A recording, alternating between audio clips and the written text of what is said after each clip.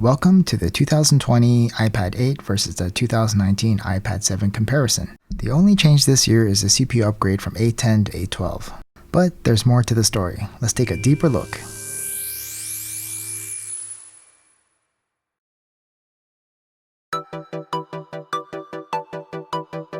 Design-wise, we have the same body layout, including that wonderful and extremely useful 3.5mm headphone jack.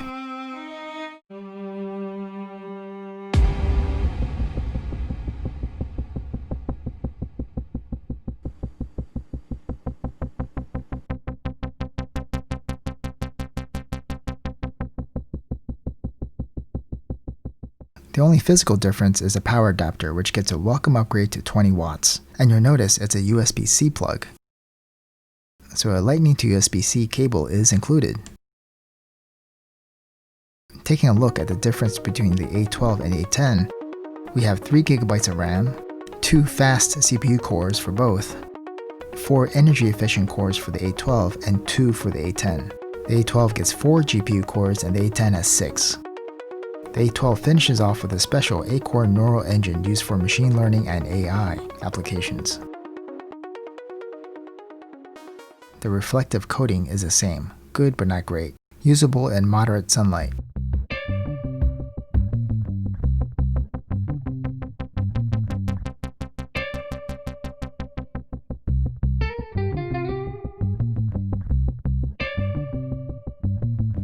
One thing to note is that the last 3 generations of non-laminated displays have felt quite hollow, almost as if you could puncture it if pressed too hard.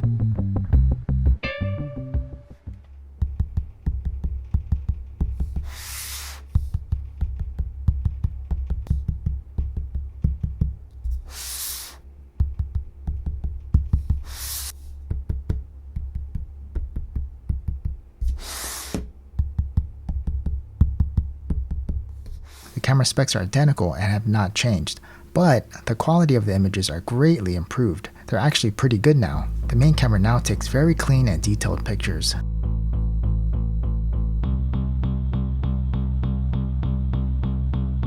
The iPad 7 pics are very grainy with less detail in comparison.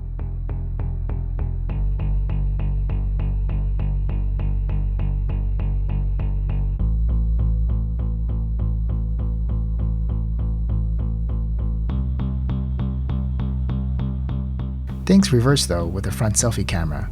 I will give the edge to the iPad 7. Taking a look at video, we still get a big crop, as you can see when overlaid to a photo taken from the same distance.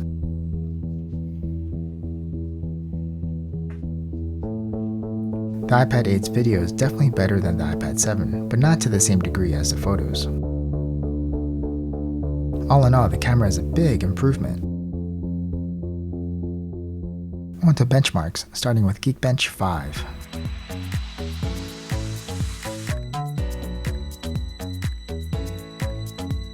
With single core, we get 42% faster than the 7, and multi we get a healthy 47%.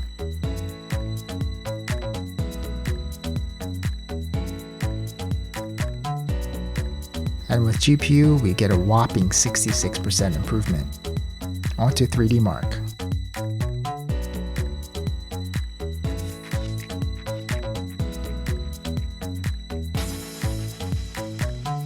The trend continues with 57% overall improvement.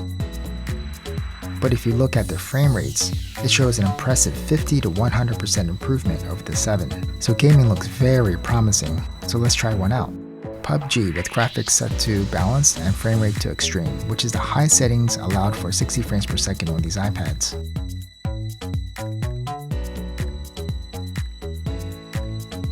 I'm actually recording the gaming metrics while playing, so that's why I'm sprinting and moving around. The iPad 7 is good and very playable, definitely above 30 frames per second, but under 60. The iPad 8 on the other hand is just buttery smooth, 60 FPS all the way.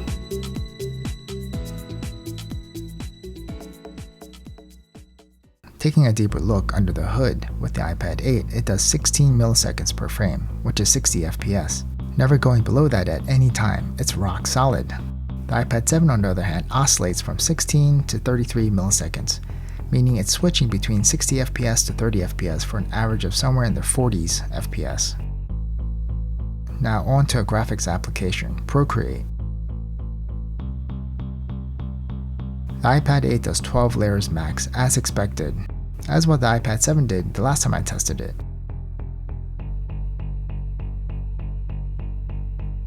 But this time the iPad 7 does a whopping 18 layers. I don't know if it's a bug or not. I did reset the iPad but no change. For some reason it supports 18 layers. I wouldn't buy the iPad 7 just for this reason, although please do enjoy it while it lasts.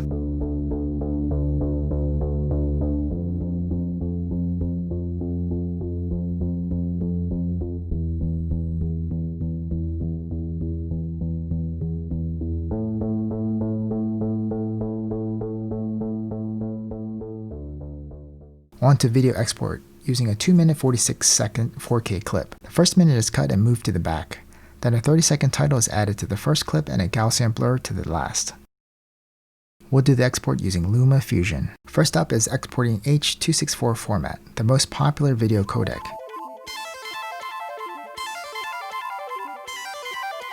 The A10 finished in 2 minutes 7 seconds while the A12 took 2 minutes 10. That's 3 seconds slower. Crazy. I've done this multiple times and the A10 always comes out ahead. Alright, let's try a more modern codec, the H.265.